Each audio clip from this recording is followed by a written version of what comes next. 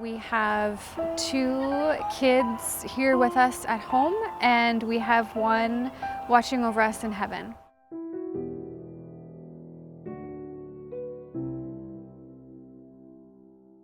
My husband and I lost our second child in May of 2016. I was 27 weeks pregnant, and it was the worst, most devastating time in our lives. And I had felt so alone. I didn't know anybody who had gone through what I had gone through. I had plenty of friends and family members who had experienced miscarriage, but I didn't know anyone who had had a stillbirth.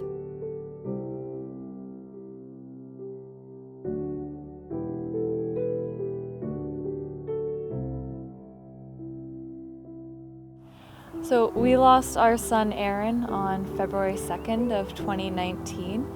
He's our first son. He was born at 40 weeks, 5 days after an uncomplicated pregnancy and an uncomplicated labor. He ended up dying due to a hemorrhage in his lungs. We were with him in the NICU for about 5 hours, fighting with the staff for him. But after about 5 hours, we made the choice to remove life support. He was no longer responding to treatment. So we made that call not to transport him to the Stollery in Edmonton. We were in Red Deer at that time because we wanted to keep our family together. So we withdrew life support, and he passed immediately when we did that. And then we spent the next roughly 36 hours with him in the hospital, taking time to get to know him a little bit and make some memories with him outside of the NICU. For me, we had been trying to get pregnant for years, and I didn't think that it was ever going to happen. And then when it did happen, and then we lost our baby, it was unexpected and shocking, and we didn't know what to do. And so I was told about the center, and the center validated my baby and validated my loss, and was crucial to me in those first few weeks after my loss. So for me, once I could honor my baby, that my baby mattered and still matters, and there's a place that honors mothers and fathers who never get to hold their babies, is very important. Something that I'd say to dads is that don't try and be tough, because it doesn't work, and even when you lose your child, you're still a dad, and it's hard to accept that you might need help, but you can't just put it away, because that's when problems start coming up. And if you're not there for your wife, then it hurts more. And so just from the start, tell yourself, I need to address this now before it becomes a problem.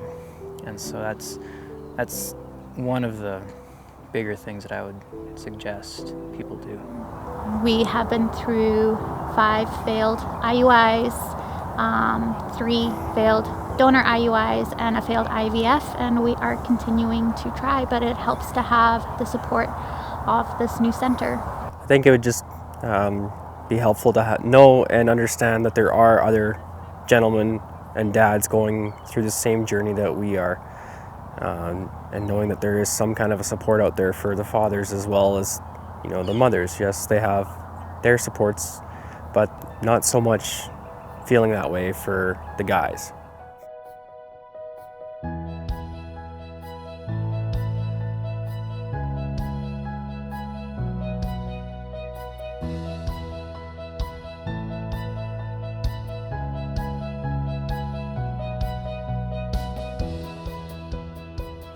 Connection means everything, and as humans, that's what we all want. That's what we all strive for, is connection and love. And I have felt overwhelming connection and love with this center and through Aditi and all of the amazing women that I am now surrounded with. It's just,